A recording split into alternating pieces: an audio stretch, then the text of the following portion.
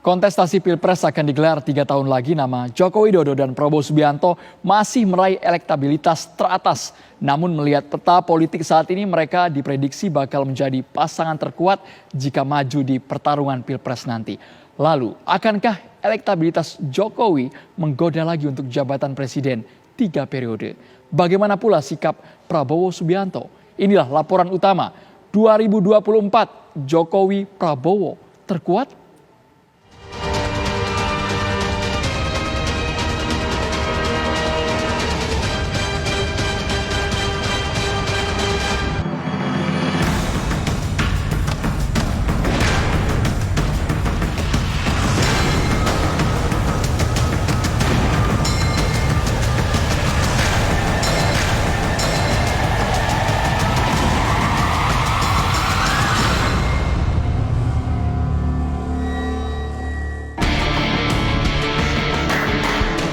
Pemilihan presiden periode mendatang akan digelar pada tahun 2024. Sejumlah nama potensial pun telah bermunculan. Namun lagi-lagi, nama Joko Widodo atau Jokowi belum tergeser oleh sosok lainnya. Ia masih meraup tingkat keterpilihan atau elektabilitas paling tinggi. Mengapa nama Presiden Jokowi masih menggema dan belum ada yang menyalip? Dalam berbagai survei, termasuk survei yang dilakukan oleh lembaga saya, Parameter Politik Indonesia, elektabilitas Jokowi memang di atas rata-rata, mengungguli Prabowo Subianto, Anies Baswedan, dan calon yang lainnya. Kenapa Jokowi selalu muncul sebagai kandidat dengan tingkat keterpilihan paling tinggi? Pertama, sederhana, karena posisi Jokowi sebagai Presiden Republik Indonesia saat ini. Yang kedua, yang paling menonjol alasan memilih Jokowi, karena Jokowi dianggap sukses membangun infrastruktur yang kemudian merata di berbagai daerah sebagai jembatan untuk pemerataan ekonomi yang tidak hanya Jawa sentris dan Jakarta sentris. Kalau ada Pak Jokowi, yang nomor 1 masih Pak Jokowi. Nah, yang agak dinamis itu yang nomor 2, nomor 3, nomor 4. Sebetulnya tidak mengherankan karena pertama ya, tingkat kepuasan kepada Jokowi itu kan masih tinggi, intinya di atas 60% semua begitu. Nah, biasanya kalau tingkat kepuasan itu di atas 60% ya, bahkan di atas 50% saja, kecenderungannya pemilih itu ingin petahana. Belum tergesernya elektabilitas Jokowi tentu menjadi keberuntungan bagi partai pendukungnya, terlebih PDI Perjuangan. Meskipun secara konstitusi Jokowi tak bisa lagi maju sebagai calon presiden. Partai Banteng pun kembali dihadapkan pada godaan jabatan presiden lebih dari 2 periode. Akankah PDI Perjuangan menimbang lagi tentang peluang amandemen Undang-Undang Dasar 1945 yang bisa membuka jalan presiden 3 periode? Kami sampai hari ini belum menerima katakanlah arahan ya, atau instruksi yang lebih keras ya untuk membicarakan soal itu.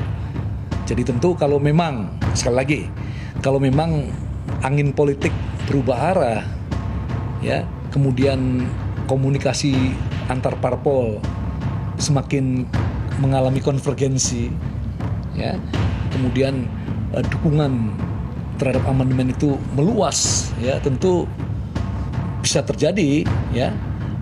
Kami yang di Badan Pengkajian mendapatkan tugas untuk mengkaji lebih dalam persoalan ini. Ya, masih 3 tahun lagi. Segala kemungkinan di 2024 masih bisa terjadi. Setelah nama Jokowi, nama lain yang konsisten meraih elektabilitas urutan teratas adalah Menteri Pertahanan Prabowo Subianto.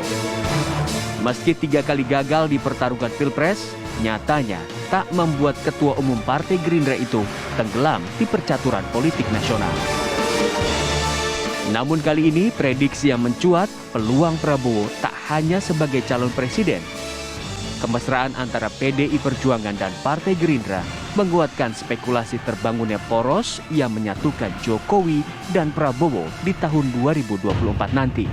Jadi Jokowi Prabowo itu adalah cerminan dari imajinasi masyarakat Indonesia itu tentang tokoh yang paling banyak didukung.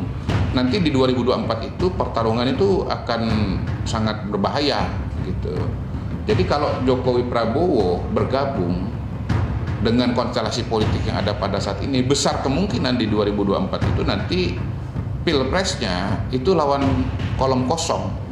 Ya, kalau masyarakat kenalnya kotak kosong, kalau resminya tuh kolom kosong gitu. Nah, begitu paslon Jokowi Prabowo lawan kotak kosong, pasti tensi politik itu turun drastis. Kalau dilihat faksi-faksinya, sulit membayangkan Prabowo bisa melawan Jokowi di 2024. Kenapa? Posisi Prabowo sebagai Menhan, Gerindra yang menjadi bagian dari satu koalisi pemerintahan Jokowi, paling mungkin mereka akan menjadi sparring partner maju kembali di 2024. Maka tidak mengherankan kalau ada opini Jokowi dan Prabowo akan bersanding di 2024.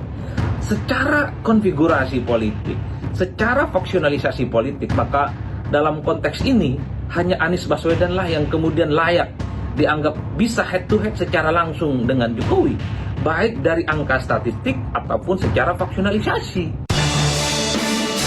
Selain nama Jokowi dan Prabowo, sosok Gubernur DKI Jakarta Anies Baswedan juga tak bisa disepelekan.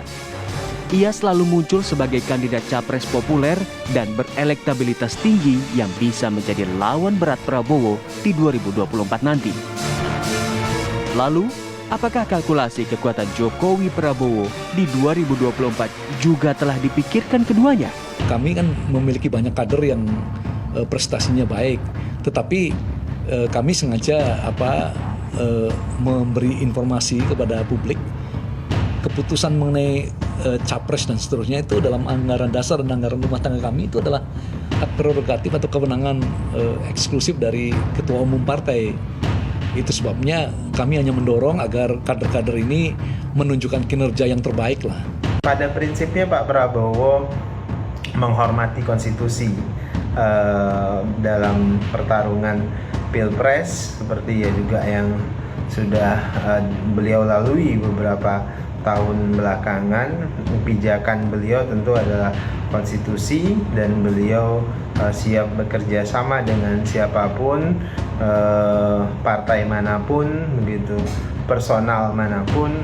Jadi pada prinsipnya beliau menghormati dan mengikuti konstitusi. Prinsipnya Pak Prabowo pada hari ini fokus menunaikan amanah yang diberikan Presiden Joko Widodo di bidang pertahanan sebagai Menteri Pertahanan, dan beliau ingin melunasi seluruh amanah tersebut dengan baik.